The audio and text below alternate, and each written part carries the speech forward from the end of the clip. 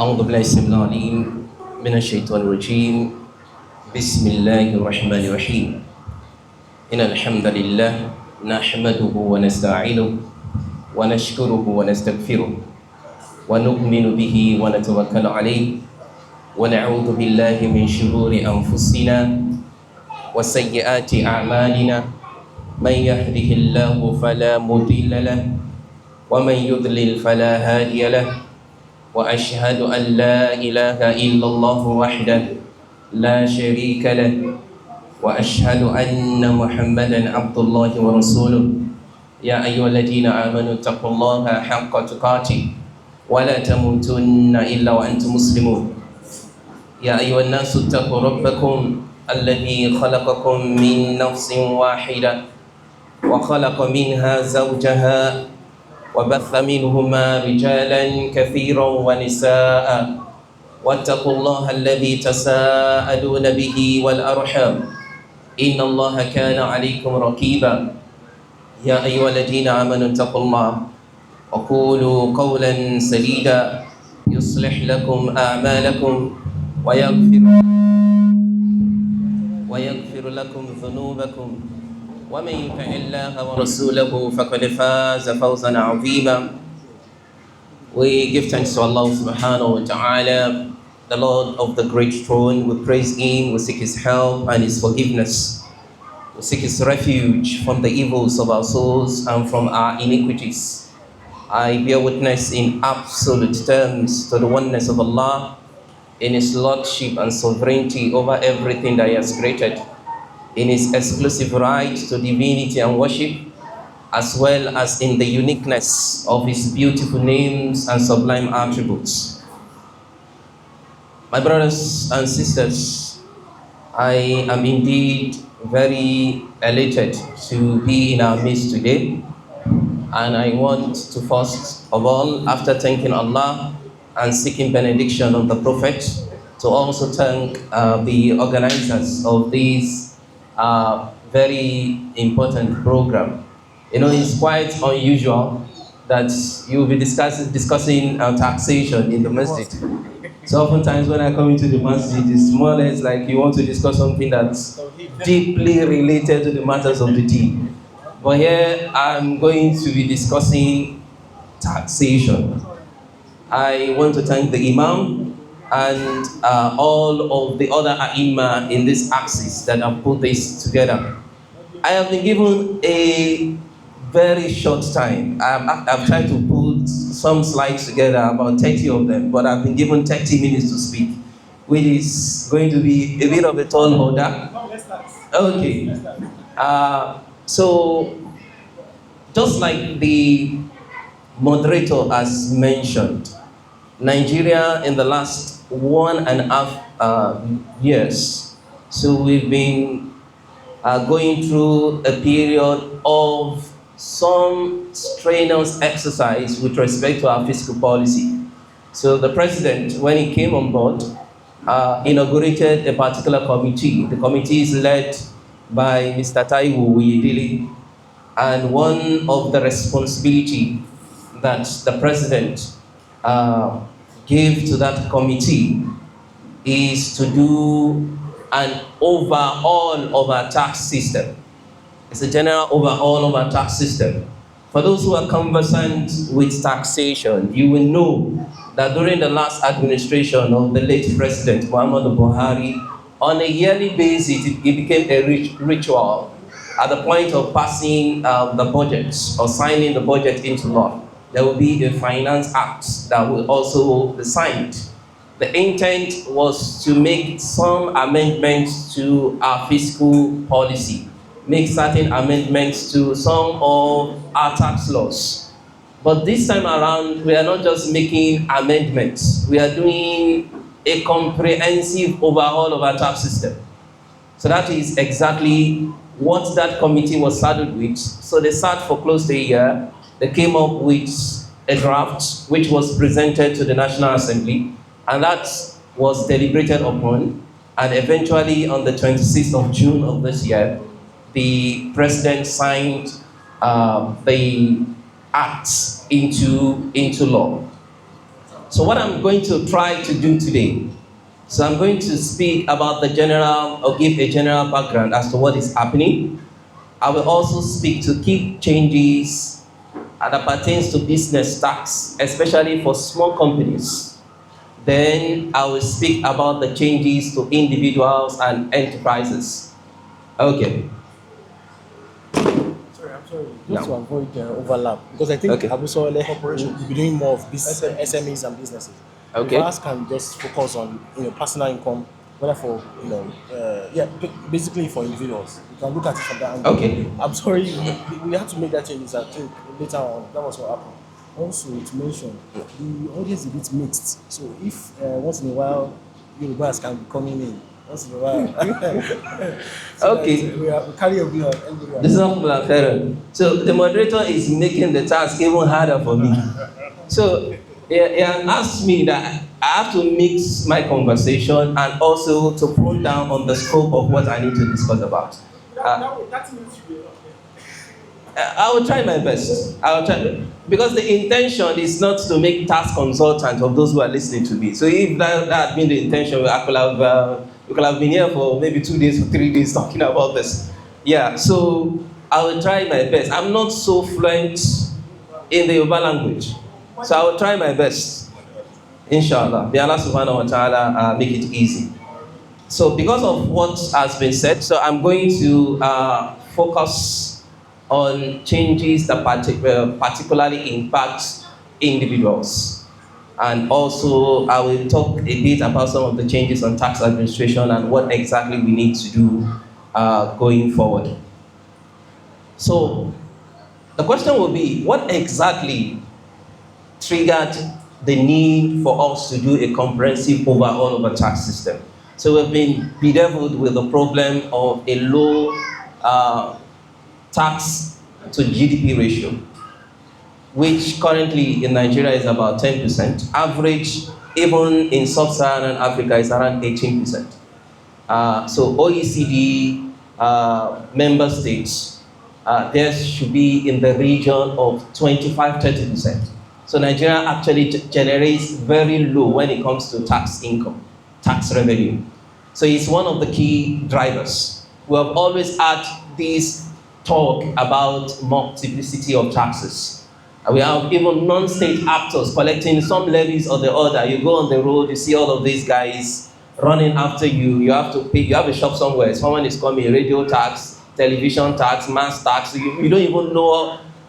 They just pretty much come around to collect different types of taxes. So it became an issue. So we call all of these nuisance tax, because oftentimes they don't even end up in the coffers of the government. So they end up in the hands of some non-state actors. So there was a need for us to simplify our tax system and also to mobilize tax revenue through digitization. We want to digitize the tax process. All of these touts moving around the roads, laying spikes on the road because we want to collect taxes. That is not how it's done in Senate claims. If you have to collect tax, then collect it in a more reasonable and dignifying way. So that's one of the things that we're trying to do. We also wanted to simplify and harmonize our tax laws. For instance, we have different tax statutes in the country at the moment. The Stamp Duties Act, for instance, was enacted in 1939. That was even before the country got independence. And the drafters of the law at that time could not have envisaged the kind of transactions that particular rule will start administering in this age and time. So there was a need for us to revamp our tax system and our tax laws, and also to simplify it. One of the canons of taxation is simplification. Those people you want to charge the taxes, it must be easy to understand what exactly you're asking them to pay. And at the moment, we have different tax laws. Companies income tax, personal income tax, value added tax, stamp duties tax. It's just everywhere. So it becomes a problem. And we have had amendments. Sometimes you pick a body of law, you are not sure whether the provision you are reading has actually even been amended in another provision that you are not aware of. So there was a need for us to consolidate all of these processes. Okay. So going through all of the efforts that the committee saddled with that responsibility has gone through, we now have four bodies of law that will guide or guide the practice of taxation or taxation generally in Nigeria. And that will take effect from the 1st of January of next year. So there are four laws. The first is what we call the Nigerian Tax Act. The Nigerian Tax Act. So that particular act aims to unify our fiscal legislation governing taxation in the country. So it's repealed about 12 different legislations and amended some 15 other legislation and subsidiary legislations. So when it comes to what taxes to collect, if you are looking for where to find the type of taxes you need that the government has to collect, then you have to go to the Nigerian Tax Act. That's where you have comment around corporate taxes, individual taxes, value-added taxes, or different types of taxes. You have that consolidated under the Nigerian Tax Act. So you also have the Nigerian Tax Administration Act. So that is the second body of law. And just like the name implies, administration, how are the taxes to be collected? Which tax authority is responsible for the collection of what type of taxes? Hayakumullah. Ahlan wa sahlan. Mashallah. Barakallahu. So you find that under the Nigerian Tax Administration Act. In the country today, we have 38 different taxing authorities. We have 36 states. Each of the states have their autonomous internal revenue services. And you have the Federal Capital Territory also having an autonomous taxing authority, which is the FCT IRS. Then you have the Federal Inland Revenue Service, which collects taxes on behalf of the Federation, corporate taxes, value-added tax, and a number of other taxes. And we also have agitation for creation of more states. So the implication is, if there are more states, then the number of taxing authorities will increase. This is unlike what happens in some other climes, maybe in the UK, in Ghana, here in South Africa, in Kenya. They have just one single taxing authority, collects both individual taxes, corporate taxes, every type of tax. Ghana Revenue Service, and Kenya Revenue Service in Kenya, just one tax authority. But for us in Nigeria, you have to deal with so many tax authorities. You just want to imagine someone owning a company and the employees of that company reside in the 36 states of the Federation. It means that employer has to deal with 36 different tax authorities plus the FIRS. So that is tasking. So those two bodies of law are the most important, are the ones that primarily concern taxpayers, whether corporate taxpayers or individual taxpayers. And those two bodies of law, the provisions of the law will take effect from the 1st of January 2026. As for the remaining two, they are already in force because the Joint Revenue Board Act and the Nigerian Revenue Service Act commenced from the day the president signed those bodies of law into law. That will be 26th of June. So the other two, the Joint Revenue Board Act was meant to replace the Joint Tax Board Act. We used to have a Joint Tax Board.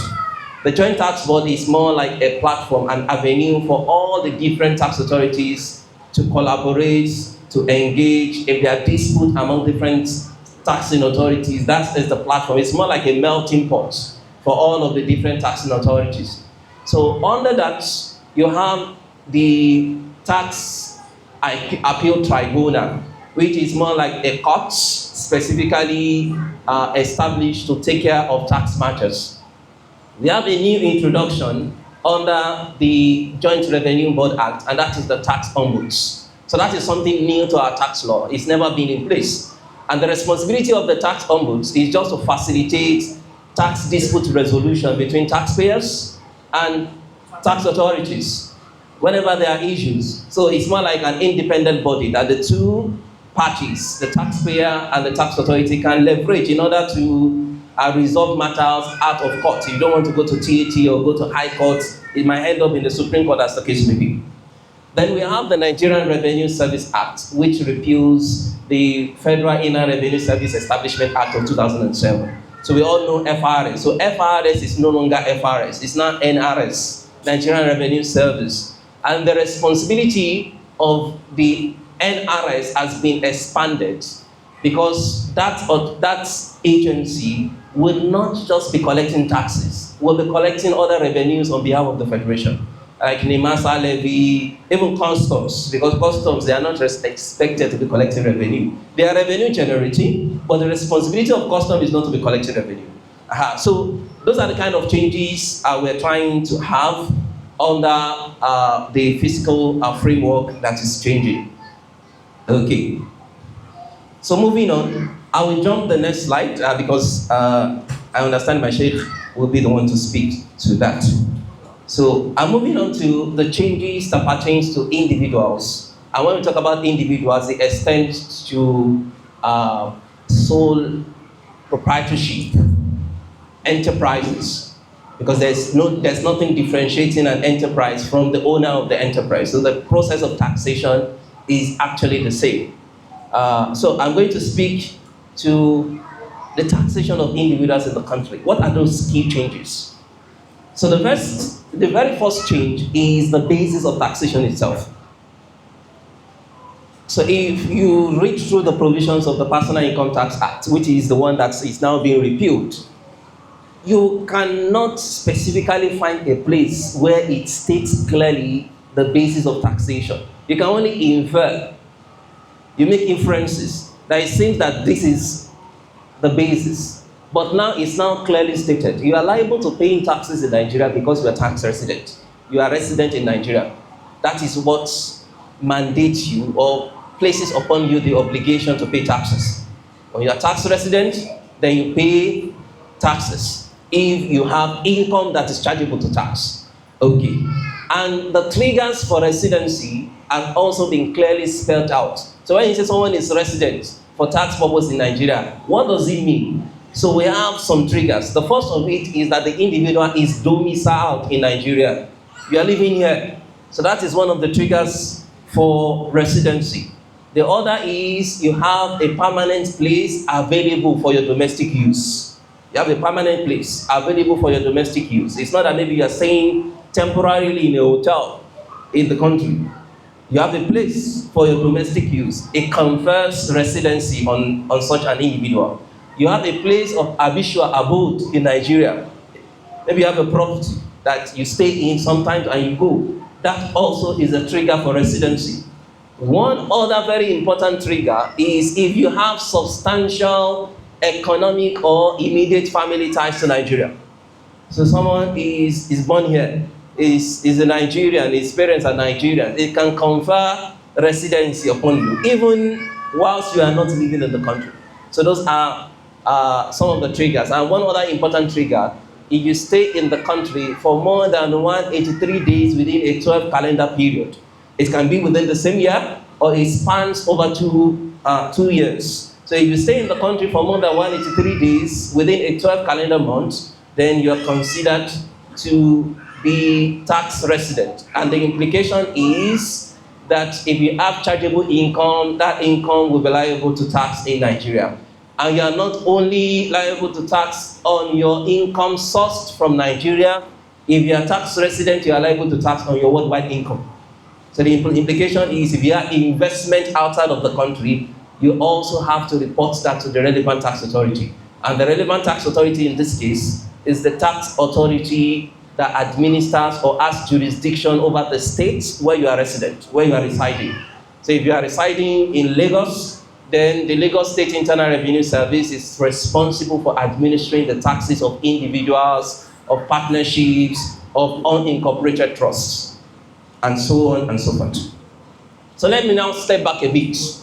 And the reason I'm trying to pull all of these things together, because we have employers of labor here, we have employees.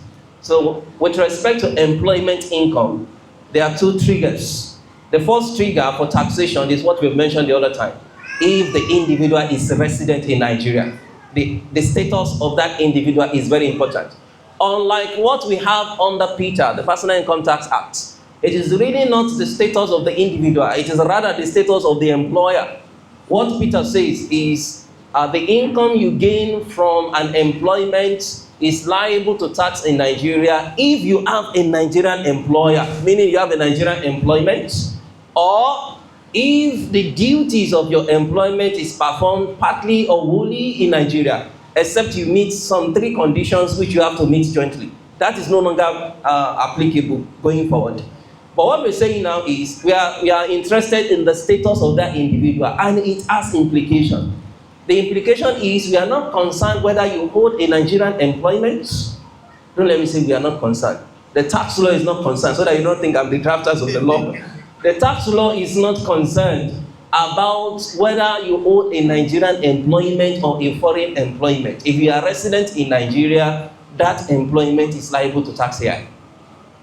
And by implication, what that does is we have a number of our tech brothers or sisters that their employer is not based in the country. They have non-resident employers. The implication is that income is liable to tax in Nigeria, irrespective of the status of your employer. What we're concerned about is your own status. Are you tax resident in Nigeria? If yes, then you are required by law to declare your income to the relevant tax authority. Okay. So the other condition will be for non-resident individuals. Someone who is non-resident, but the duties of his employment are carried out either partly or wholly in Nigeria. He has maybe Meta US is his employer, but he comes into the country. He performs the duty of employment for a foreign employer in Nigeria. And the implication is he does not meet any one of those other conditions I've mentioned the other time. He's not primarily residing here. He doesn't have any family ties here. He doesn't meet any of the conditions for residency. But the duties of employment, he carries it out partly or wholly in Nigeria. In so far, that income he earns from that employment is liable to tax in his own country, he will not be liable to tax in Nigeria. In so far, the income is liable to tax in his own country. In his own country. He won't be liable to tax in Nigeria. But if that income is not liable to tax in his own country, Nigeria will tax it. So there cannot be a case of double non-taxation. For instance, if the individual is from maybe any of the Gulf countries, like the UAE, their personal income tax rate there is 0. They don't charge individuals to tax in the UAE.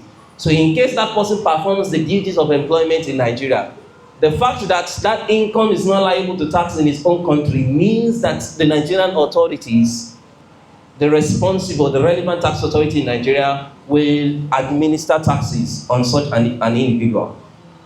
What this says, or one very important thing about this point, for companies or individuals that have employees that are expatriates, you have expatriates, you also need to reevaluate the status of your expatriates who are working in Nigeria.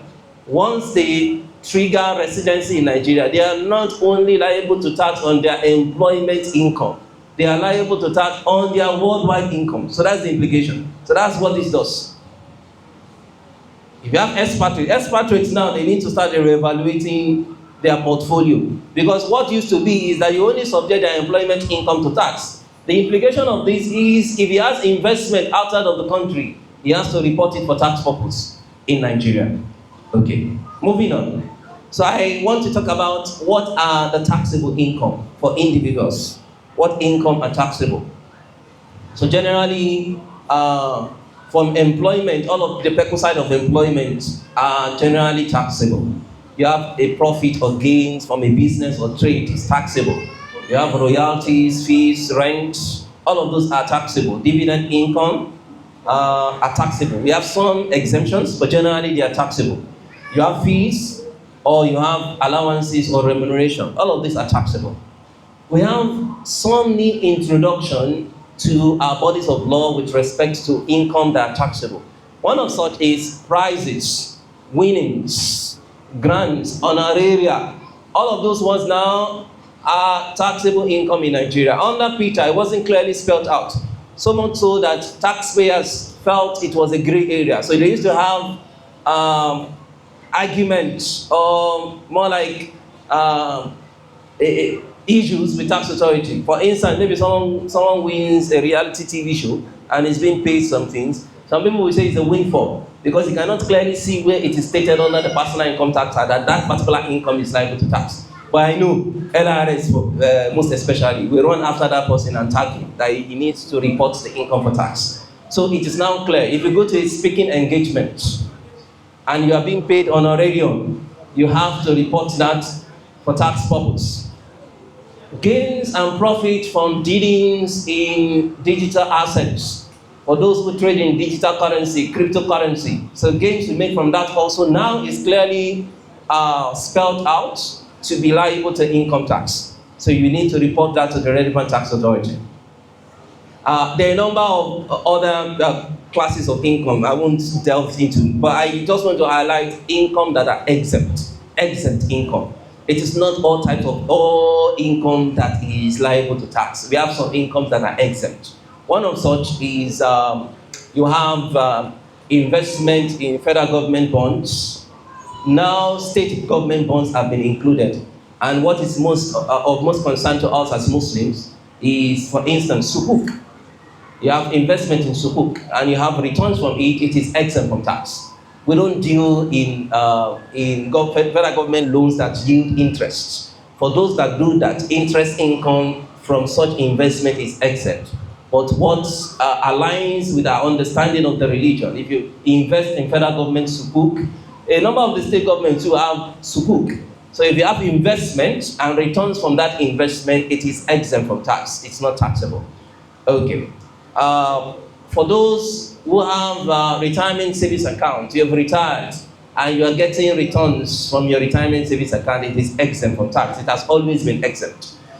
Wages and salaries of military officers are now fully exempt from tax. And I mean those who are working in the Nigerian Armed Forces, not in civilian capacity. Whether it's a soldier, an army man, a navy person, an air force person, or the Nigerian police force, not in civilian capacity. So their salaries, wages are now fully exempt from tax, so they get their gross income exempt. One other exempt income is gratuities. We used to have debate around gratuities because there are some restriction on the Peter that some of the tax authorities used to sit and argue about. Even though we've had judicial pronouncement regarding the exemption of gratuities before now. But now it is clear. If someone is leaving employment after retirement and is being paid gratuity payments are fully exempt from tax. Nobody should take taxes from it. One of such income that is exempt is the income of any person that is earning the national minimum wage or less than that. It is fully exempt. Currently, the national minimum wage is 70,000 naira per month. So the good thing is, it is not the number that is put there. So in case maybe the president modulates the national minimum wage upwards in the future, so we don't need to start changing our laws. So if you earn the national minimum wage or less, your income is fully exempt from tax. For those of us that have people that work for us, our gardeners, our cooks, all of those, if they are earning national minimum wage or less, please don't deduct any tax from their payments. Their income is fully exempt from tax. Moving on. Okay, with respect to benefits, for those who are in employment, we have what we call benefit in kind, non-monetary perquisite of employment. You are working in a company, the company gives you an official car, the company gives you an official house where you're staying, anything that is non-monetary, that is part of the perquisite of employment. So there is a way that is valued. So there are some changes, so I will speak to what is the current provision and what is changing. So the first, under Peter, the current law, if the company has an asset that is owned by a company, apart from living accommodation, apart from apartment, any other asset that is owned by the company and is made available for the exclusive use of the staff, the current treatment is that 5% of the acquisition cost of that asset is liable to tax in his hands. So 5%. of the acquisition cost of that asset is liable to tax in the hands of the beneficiary for each year that that asset remains in its custody. For instance, the company has a car. The car is in the name of the company, and that car has been given to you as your official car. So for each year that that car remains in your custody, 5% of the historical costs of that asset is liable to tax in your hands, because it is expected that you use it for other things. Not everything is strictly for the purpose of the business. You take it to your house weekends. When it's Juma, you drive it to the masjid, and everybody feels Baba the big man. So that's part of the purpose side. So 5% of the historical. So that rule is not changing. It is the same provision that has been restated under the NTA. When I say NTA, I mean the Nigerian Tax Act, not the Nigerian Television Authority. So NTA, so Nigerian Tax Act. So that did not change. When it comes to a rented asset, an asset that has been leased by the company, made available for the exclusive use, and I'm repeating the statement. The first instance, it is exclusive. It's not a pool asset. It's not a car that everybody can jump into. They know it's Oga's official car. Okay, I've mentioned the treatment of that. But if that asset is rented, maybe from a vendor, a third party, the actual cost incurred by the company in making that asset available for your use is what is liable to tax in your hands. They have rented the official car for Oga, and the company pays the rental company, maybe 1 million naira every month. The entire cost they incur will be liable to tax in your hands. That rule is not changing. It's still the same. Okay? We have some benefits that are exempt under PITA that also are exempt under the NTA. For instance, the company provides non-assignable lunch vouchers to their employees. They have a designated canteen that employees can go to eat meals. If the voucher given is non-assignable, you can't transfer it to someone else, or you can't go and sell it off. Then it is exempt from tax. That also is the same provision. But there's been an expansion to include all work tools. If anything is considered to be a work tool, then it is no longer a taxable benefit. It is no longer a taxable benefit. Though we still have some discussions, we have discussed a bit. For instance, someone works from home, the company doesn't have a physical structure. And part of the work tool is that they provided you with a solar system in your house. Tax authority, if you're able to justify it's a work tool, we don't have a physical office, and the company has provided that. That will not be an asset. It could be termed a work tool. Though we have a way around some of these things, but it could be termed so. But if it's a work tool, then it is fully exempt from tax. But what is changing is when the company has a property, a house, and they have made that house available for your use. Under the current provisions of the Personal Income Tax Act, what the law says is that the tax authority is expected to come and do a valuation of that property. What is the rental value of that property? So if this property had been procured from a third party, what would have been the costs to the company? Under the current provision, the total costs will be liable to tax in the hands of the individual, the beneficiary. Under the new law, it says no, it cannot be the total amount. It is pegged to 20% of the gross income of that individual, less the rental value. So in case maybe the valuation of that property is more than 20% of the individual's gross income, it will be pegged. So that is to the advantage of the beneficiary. So moving on, I think I've spoken to benefit 5 minutes. I have not even started anything. Okay. Can I have 10 minutes so I can just rush through? So I'm speaking now to eligible deductions. What are those deductions that are allowed? When I say deduction, what that means is when we aggregate your gross income, your income from all sources.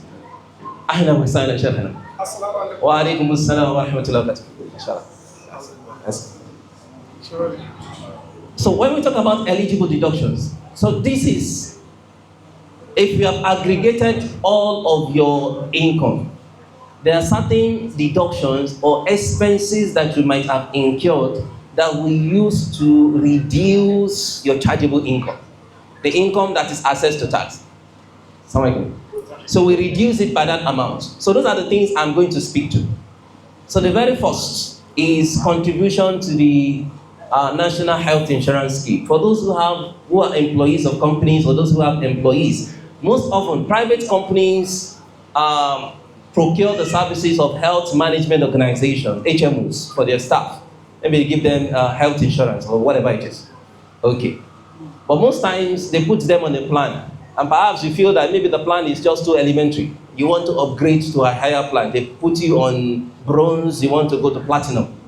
So if you pay from out of pocket, the differential, so whatever you pay, you can take relief. You can reduce your taxable income by that amount. So that is allowed. Okay?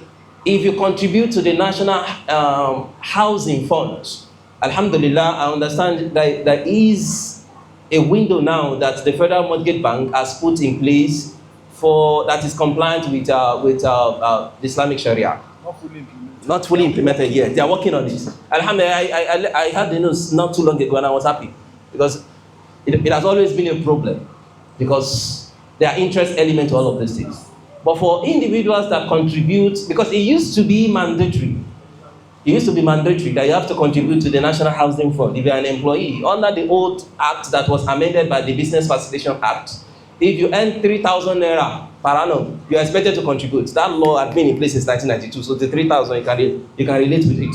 So, but that now has been amended. It's no longer mandatory. But if you contribute to that scheme, whatever contribution you make to the National Housing Fund is deductible for tax purposes.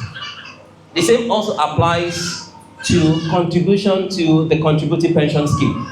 You contribute to the pension scheme, either statutory or voluntary. Whatever contribution you make, you reduce your taxable income by that amount. A number of the other ones. One very important one that is no longer going to be enjoyed by taxpayers is what we call the Consolidated Relief Allowance, CRA. So, under the current regime, if you earn above 20 million naira in a year, you get 21% of your income tax free. If you earn less than 20 million naira in a year, you get at least 20% of your income tax free. That particular leverage is no longer available. CRA is no longer available. So that's been removed. Okay. But where you are going to get the gain, I will still speak to that. But CRA is no longer applicable. So we have the introduction of what they call the rent relief. And just like the name connotes, it's rent relief. It's only available to individuals that have incurred rental expense. You have paid rent to your landlord. So if you have evidence of the rental expense you have incurred in a year, you can take benefit of 20% of the annual rental paid as a relief, but that is capped to 500,000 in a year. You cannot take more than 500,000 in relief as rent relief in a year. So the implication is, if you pay rent in excess of 2.5 million, you cannot get any relief above 500,000. Because 20% of 2.5 million is 500,000. So it means if you incur rental expense in excess of 2.5 million, your relief is pegged to 500,000. For those who are business owners, because the taxation of enterprises is the same as the taxation of individuals. There's no difference between your enterprise and you as the owner of the business. All of your business expenses are now allowed insofar they fulfill two conditions. The expense is incurred exclusively and wholly for the purpose of generating the profit from that business. Prior to now, under the current regime, you have to fulfill the renters, just like the Sheikh mentioned. So your expense must be wholly, reasonably, exclusively, and necessarily incurred for the purpose of generating the business profits. So the question of necessity and reasonability, those two have now been removed. Because sometimes you have incurred expense, you want to lower your profit by that expense because you are going to be subject to tax on your business profit. And the tax authority says, you incur this expense, I don't think it's reasonable. Why did you incur? It's not reasonable. So it becomes a problem. There are certain expenses, there are certain businesses that you incur some expense that the tax authority might want to question is not reasonable, but it is actually very critical to your business survival.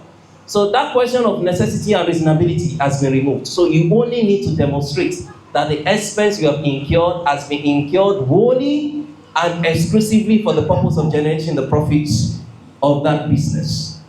Moving on. The singular most important change for individuals and enterprises is the change to our tax band and our tax rates. So the tax rate and the tax band is changing. So Nigeria operates a graduated scale. Currently under Peter, it ranges from between 7% to 24%. The effective tax rate of someone that earns above 20 million in a year, I'm speaking of what we operate currently, the effective tax rate, someone that earns above 20 million in a year, the maximum effective tax rate is 18.96%. There's nobody that pays more than 18.96% of his income in taxes if he earns above 20 million. If you earn lower than 20 million, the maximum effective tax rate is 19.2% under the current regime. There's nobody in the country that pays more than 19.2% of his income in taxes. If you go to the UK, you can pay as much as 45%. Even the same in South Africa. So even with the current regime, Nigeria is still one of the lowest paying when it comes to payment of taxes. I mean our tax rates. But there's something that is changing. The intention of the drafters of the law is that low-income earners should not be burdened with tax payments. They are low-income earners. Why do you want to burden them with tax payments? Middle-income earners, some of them will pay marginally lower than what they are currently paying. Some of them will pay marginally higher than what they are currently paying. But for high-income earners, they should expect that they are going to pay significantly more than what they are currently paying. High-income earner, okay, I will speak to it even though I will not be able to project. Okay, we've done some simulation. So you are deemed to be in the marginal tax band if your income in a year is around 25 million. So it's when you get close to the 25 million mark that you start seeing some marginal increase in your tax payment. We did some simulation. If you earn 25 million, you should expect something around less than 50,000 naira in addition or additional tax payment in a year. But as you move higher, if you earn $1 billion, then you should expect you are going to pay considerably more. I said there's a change in our tax band and our tax rates. The tax rate is now going to be between 0% and 25%. So for someone who is high income earner, I mentioned the other time that the maximum effective tax rate is 18.96%. Just want to imagine that someone moves from 18.96% of his income being paid in taxes to close to 25%. That's a marked difference. So it is more aligned to what is done outside, or like they say, Senate clients. Because in other jurisdictions, the top 1% of their population are responsible for more than 90% of tax income. But unfortunately, in Nigeria, the high income earners, they know how to manage themselves. I have a number of high net worth individuals that I manage their portfolio. Some of them is those who will come officially to consultants. But for those who will not, they know what they do. Maybe whenever they have a government appointment, he's not been paying taxes, but one of the documents he has to present is tax clearance certificate. He start running, wants to go and pay something so that he can get. It means he has not been doing the right thing. So it's more like the low income earners have been the one burdened with the responsibility of generating income for the government. So like I said, that's going to be a marked change, especially for high income earners. If you're a low income earner, you don't need to bother yourself. You won't even be paying taxes. So like I said, you are losing out on the CRA, but the first 800,000 of everybody's taxable income is liable to tax at 0%. So everybody will enjoy that, 0%. So for individuals, maybe in a year, they are earning about 1.2 million in a year, they are not paying any taxes. And we have mentioned the other time, anybody earning the national minimum wage is fully exempt from tax. I know you want to cut me off. Let me just speak to. That's the problem. I'm just entering the whole stuff. There's a whole lot happening. So let me speak to this compensation for loss of profits. So for individuals whose employment has been terminated, your employment has been rendered redundant. Because it's not a revenue transaction, or it's not revenue in nature. It's a capital gains related transaction. So under the current regime, it's not treated under the Personal Income Tax Act. It's treated under the Capital Gains Tax Act. So if you are laid off and you are being compensated under the current regime, what it says is that whatever payment is made to you up to 10 million naira is exempt from tax. Anything in excess of 10 million is chargeable to tax at the prevailing CGT rate, which is 10%. What has happened now is that the threshold has been moved up significantly. If you have been laid off and you are paid compensation, anything paid to you up to 50 million is exempt. Anything in excess of 50 million is now going to be liable to tax at the prevailing income tax rates, because CGT rate will no longer be 10%. So for individuals, you will fall between the 0% or the 25%. If you are a small company, a limited liability company, it's going to be at 0%, because some small companies, if your turnover in a year is not more than 50 million and your fixed asset is not more than 250 million, you are considered to be a small company. You are not paying any taxes at all. So CGT also is not applicable in that instance. So I'm going to stop here. Maybe during the question, if there are opportunities to move into some of the other things. Is that? Small enterprise is 50 or 100 million. It's 50. So the NTA talks about 100 on how to relate with VAT. So the NTA actually says 50 and 250. The NTA mentions 100 for the purpose of VAT. So it calls it small business. NTA calls small company. So it's quite. I know it's one of the gray areas that has been raised with the committee. So we expect maybe the Joint Revenue Board is going to issue guideline, because it looks conflicting. Now, Jazakumullahu khairan. Assalamu alaikum wa rahmatullahi wa barakatuh. Wa alaikum salam wa rahmatullahi wa barakatuh. Again, Jazakumullahu khairan to our speaker, who has really done greatly in terms of personal income tax. But for the time, I will advise you.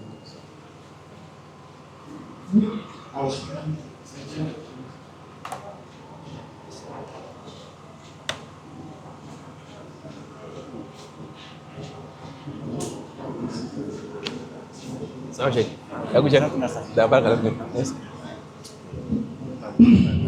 so I was thinking it was possible for us to move to the next lecture, but I have these questions. The brothers are agitated. They really want to ask those questions. Okay. But I assure you, there are two things we'll try and do. Number one, Imam has told us just before I started this program that this tax issue is a very deep and complex issue. If we are to really exhaust time, we need like this, maybe 2-day masterclass, where everybody will come. After somewhere, you'll be here, we'll do all the way till maybe take a break, but for time. So what we'll do is, let's go to the next lecture.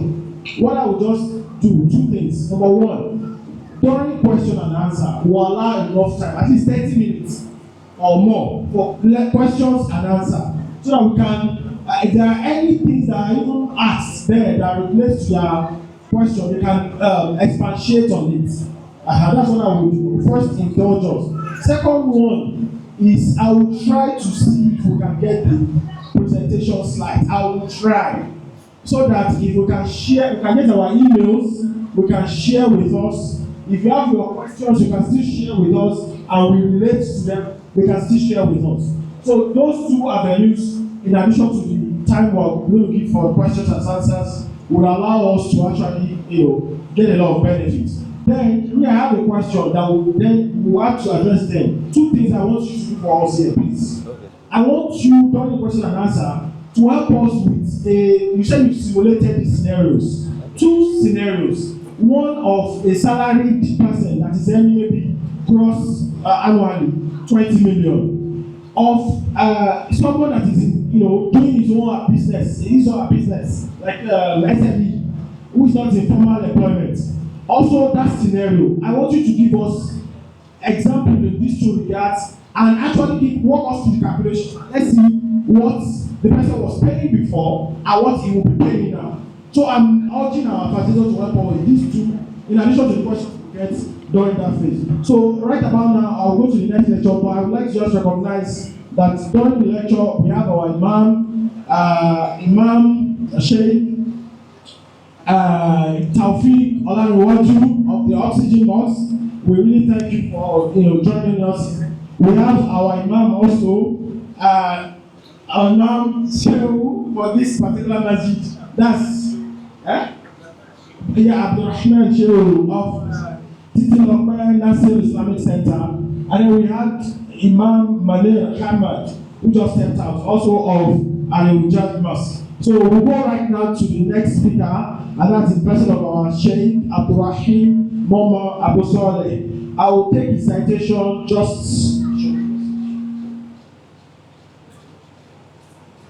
I will just take his citation quickly so that we can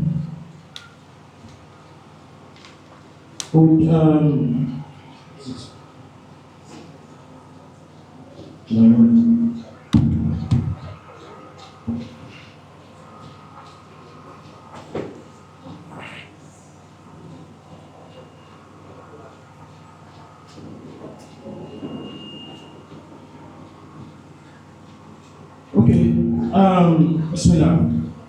Our Sheikh Abdurrahim Momo Abu Saleh is a graduate of the Institute of Islamic Banking and Finance, International Islamic University, Malaysia.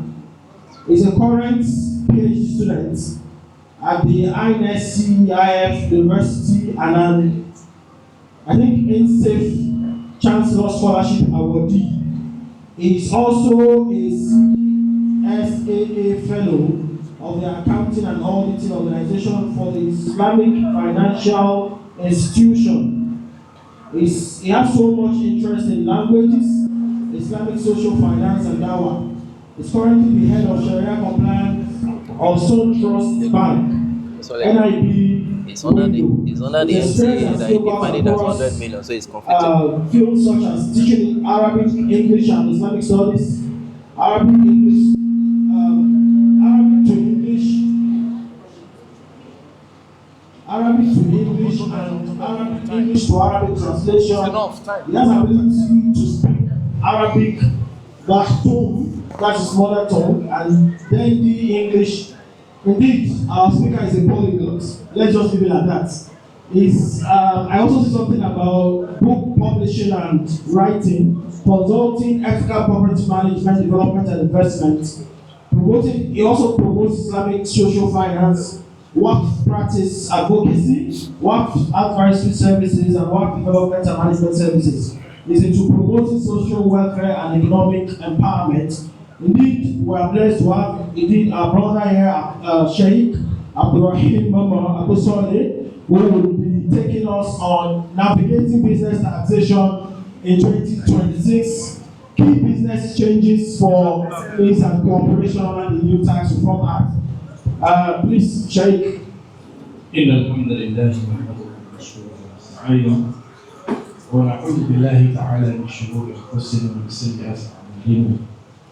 من يهده الله فلا مضل له ومن يضلل فلا هادي له واشهد ان لا اله الا الله وحده لا شريك له واشهد ان محمدا عبده ورسوله. يا ايها الذين امنوا اتقوا الله حق تقاته ولا تموتن الا وانتم مسلمون. يا ايها الناس اتقوا ربكم الذي خلقكم من نفس واحده وخلق منها زوجها وبث منهما رجالا كثيرا ونساء واتقوا الله الذي تساءلون به والارحام ان الله كان عليكم رقيبا. يا أيها الذين آمنوا اتقوا الله وقولوا قولا سديدا يصلح لكم أعمالكم ويغفر لكم ذنوبكم ومن يطع الله ورسوله فقد فاز فوزا عظيما. أما بعد إن خير الكلام كلام الله وخير الهدي هدي محمد صلى الله عليه وآله وصحبه وسلم وشر الأمور محدثاتها وكل محدثة بدعة وكل بدعة ضلالة وكل ضلالة في النار ثم أما بعد السلام عليكم ورحمة الله وبركاته. وعليكم السلام ورحمة الله وبركاته. We thank Almighty Allah subhanahu wa ta'ala for giving us this rich opportunity. Like the earlier speaker has said, it's quite strange to see that discussions around socio-economic issues were taking place in the mosque. It's part of what I wanted to mention, but alhamdulillah, he has preceded me to it. It is something that we need to rethink actually, because our life is not just about spirituality. We are a combination of both, the physical elements and the spiritual elements, and both work together to make us what we are as humans. So this is very, very key and very important. May Allah subhanahu wa ta'ala make it easy for us.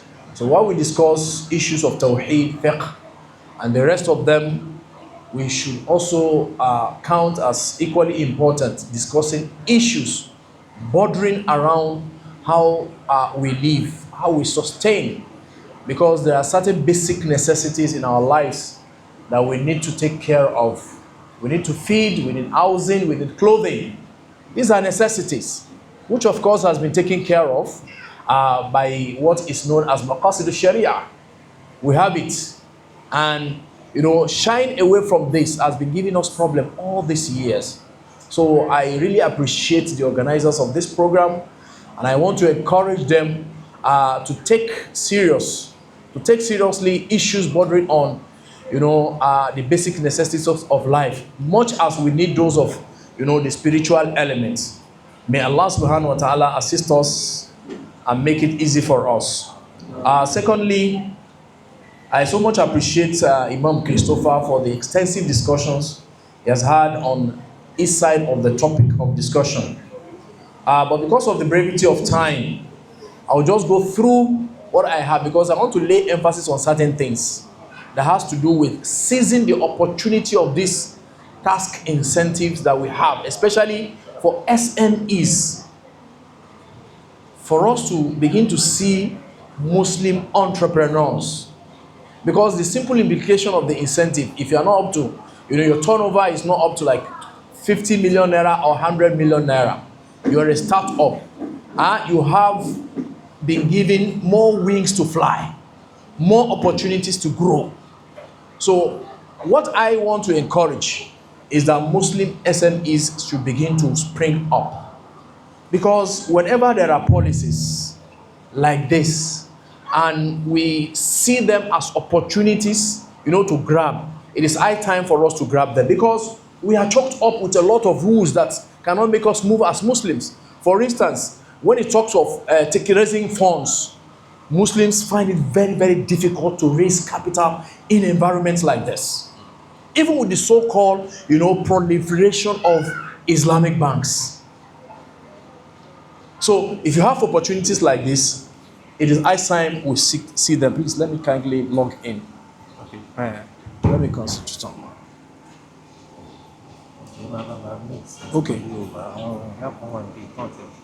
All right.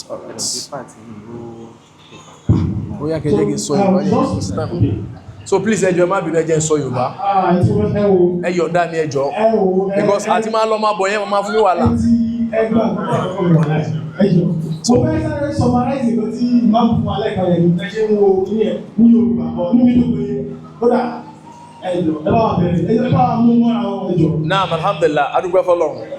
Àsìkò ti lọ púpọ̀. Àwa tí a jẹ́ ẹni tó lérògbà àti máa ṣe òwò tá a ṣẹ̀ṣẹ̀ ń bẹ̀rẹ̀, kí ni àwọn ọ̀nà àti kí ni àwọn àǹfààní tó ń bẹ fún wa nínú ètò orí owó tuntun èyí tí ìjọba orílẹ̀-èdè Nàìjíríà tí wọ́n ṣe àwọn òfin tuntun láti ṣe àkóso rẹ̀. Ọ̀nà àbáyọ wo ló ń bẹ fún wa? Àkọ́kọ́ mo fẹ́ ká mọ̀ wípé ètò pé à ń sanwó orí gẹ́gẹ́ bí mùsùlùmí kí ni ìdájọ́ ṣẹ̀ríà lórí ẹ̀? Mo fẹ́ ká fi yẹn pèlè ọ̀rọ̀ wa. What is the ruling of Islam on taxation? Àwọn àbá wa àgbà mẹ́ta, Ibn Baz, Otayemi àti bàbá wa Albani, Ọlọ́run kó bá kẹ́ gbogbo wọn, àti a bá wo àwọn ọ̀rọ̀ tí wọ́n sọ fún wa nípa taxation, wọ́n kọ́ jẹ́ wa pé kò yàtọ̀ sí mokus tí Ànábì wa Muhammad ṣe léwọ̀. Ìyẹn ni pé tá bá láǹfààní wípé ńkọ́ a ní choice,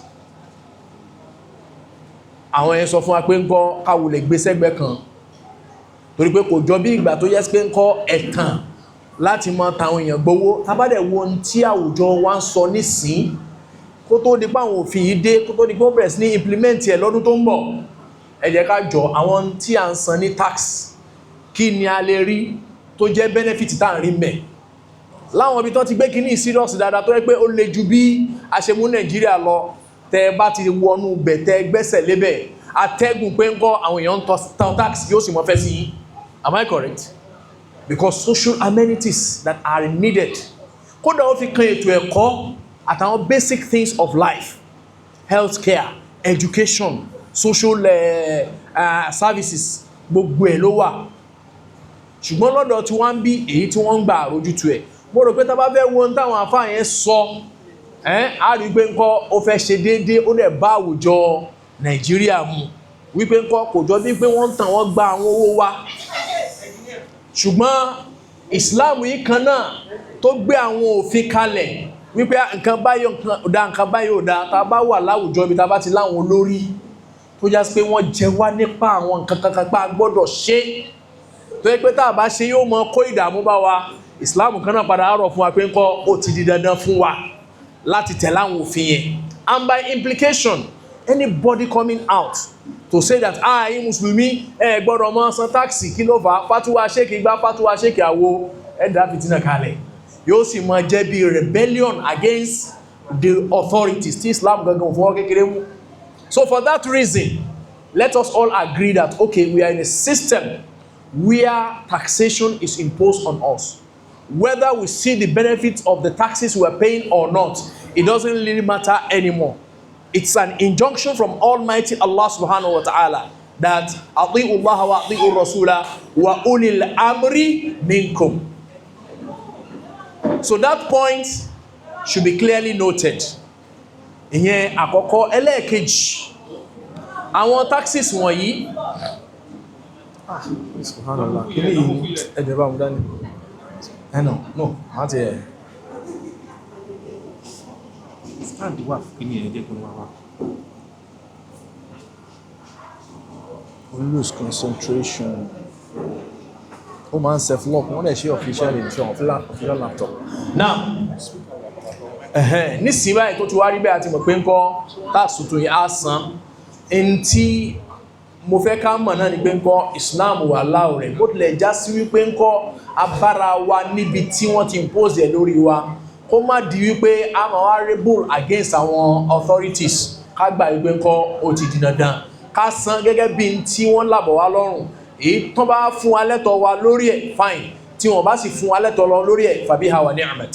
Ìyẹn jẹ́ àkọ́kọ́. Ẹlẹ́ẹ̀kejì, à ń bẹ nínú àwọn contemporary scholars, àwọn tí wọ́n jẹ́ kó yé wa wípé kódà in an Islamic state, ìjọba láǹfààní àti impose tax tó bá jásí pé àwọn zakat tí wọ́n ń gbà kò lè mójútó àwọn ètò ìlú lóhùn pé ìgbà tí kìíní yẹn tí wọ́n bá ń lò síbi tán bá sọ pé àwọn ó ṣe kí ni o, àwọn ó lò sí. Káàsùn pé we find ourselves in an Islamic state, fatuwa ń bẹ́ẹ̀lẹ̀ pé task mokusu ni kò dá, but àwa rí pé ń kọ́ àwọn kankan mẹ́hẹ, ètò ìlú lọ síwájú, ọ̀nà kò sí, iná kò lọ dédé, gbogbo àwọn kan wọ̀nyí ìjọba láwọn ọ̀nà míì tí wọ́n á fi máa ṣàtò àwọn ètò wọ̀nyí, àfi kí wọ́n ṣe kí ni o, kí wọ́n máa bu owó orí lé wa lórí. Irú yẹn kọ́ ìgbàláyè ó wà fún.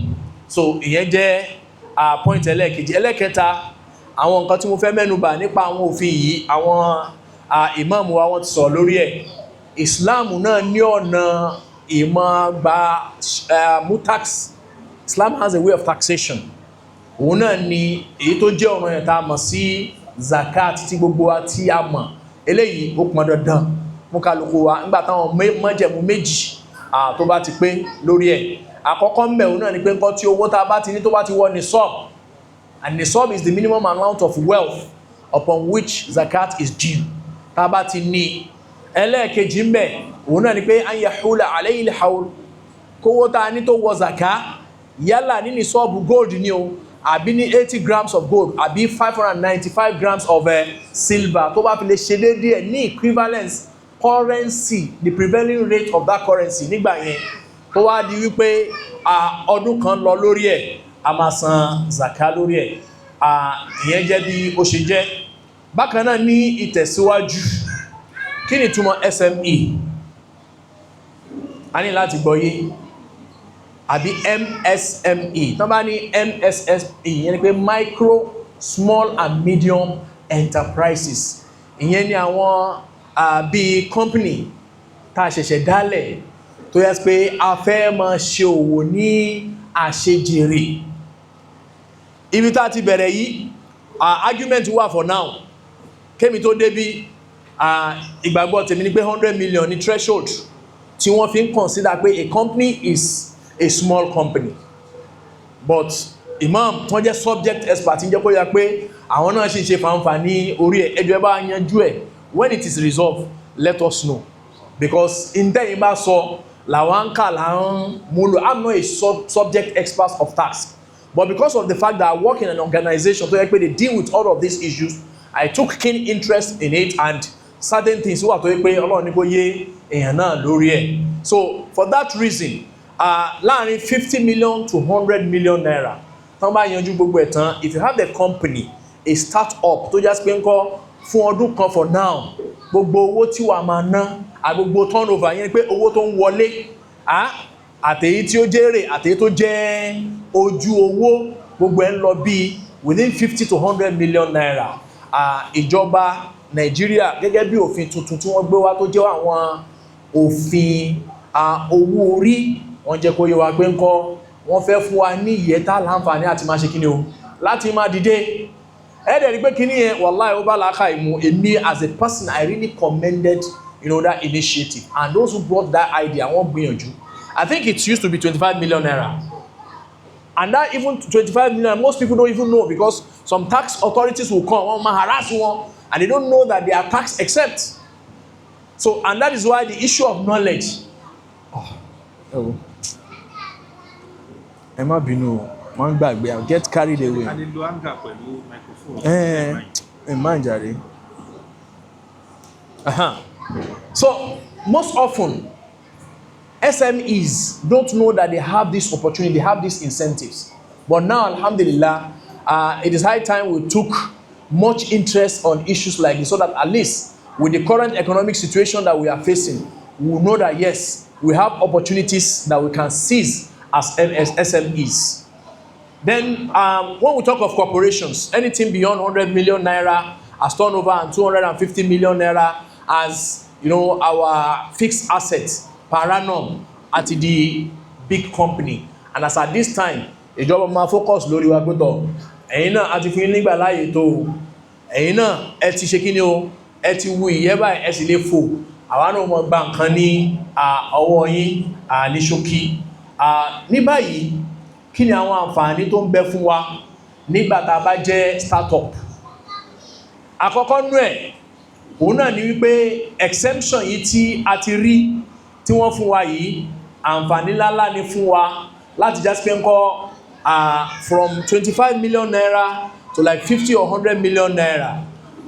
Ẹnikẹ́ni tí ó bá sì struggle within this level kò sí èméjì ní wípé ń kọ́ àtọ́hun náà bá serious pẹ̀lú tó ń ṣe gbogbo àwọn èmi ní VAT tí ó san àti company income tax tẹ́nì yẹn ò san mọ́ yóò máa plow back into the system to make him grow. Opportunity ńláńlá ni tó yẹ kí gbogbo àwa tí a bá jẹ́ àwọn tí wọ́n láǹfààní láti jásí pé a fẹ́ jẹ́ entrepreneur láti ṣiṣẹ́ lórí àwọn nǹkan wọ̀nyí.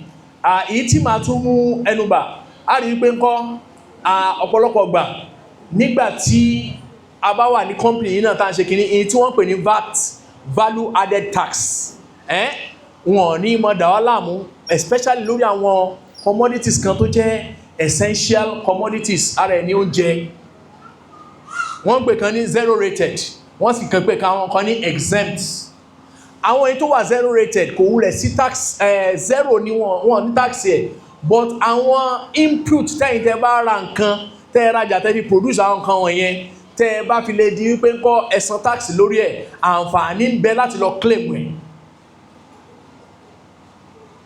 then àwọn èyí tó wà exempt rárá ẹ̀ wúlẹ̀ ní san at all levels at all irú àwọn bí irú nísìn tẹ́ bá ń ṣe company tó yẹ pé ẹ wà into educational services as a publisher gẹ́gẹ́ bí àpèjúwe àbáwọn tí wọ́n ní schools àwọn eléyìí ńkọ́ tax exempt ni tó yẹ pé ńkọ́ ẹ̀ ní san tax lórí ẹ̀ ìdí ní tẹ́ bá wo àwọn essentials yìí tí wọ́n bá fi lè di pé kí wọ́n gbé wọlé pẹ̀lú àwọn ìnira tá à ń fèsì mo rò pé àwọn people yẹn in fact despite the fact that orientation wọn kò bá tẹ̀sìn lọ but they put certain factors into consideration because all of these things tí wọ́n bá fi lè kó wọ agricultural commodities drug àwọn oògùn tá ń lò àwọn oúnjẹ tá ń jẹ àtàwọn basic necessities tá ní bùkátà sí including rent àti transportation ẹ máa wò pẹ̀lú gbogbo tá ń fèsì kó di January kan wá sọ pé ńkọ́ wọ́n impose àwọn tax lórí wọn kí lẹ rò pé máa ṣẹlẹ̀ wàhálà yẹn máa pọ̀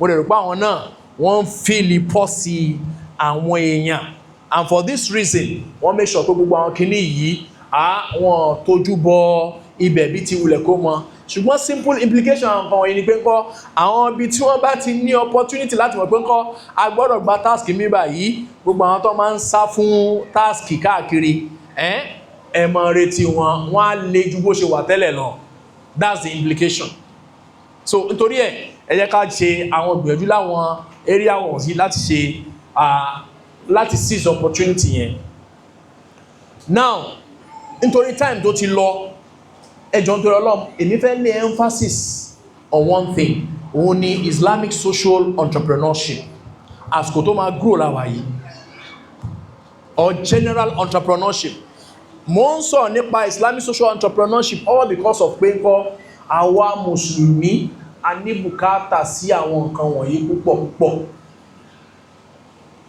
ọ̀pọ̀lọpọ̀ àwọn òfin tíjọba ń gbé kalẹ̀ wọn ní consideration fún àwọn values táwa mùsùlùmí cherish mo sọ̀rọ̀ kan lẹ́ẹ̀kan I would prefer to be mi fẹ́ wà on air by virtue of my office lórí àwọn nǹkan tí mo fẹ́ sọ yìí. It's not online.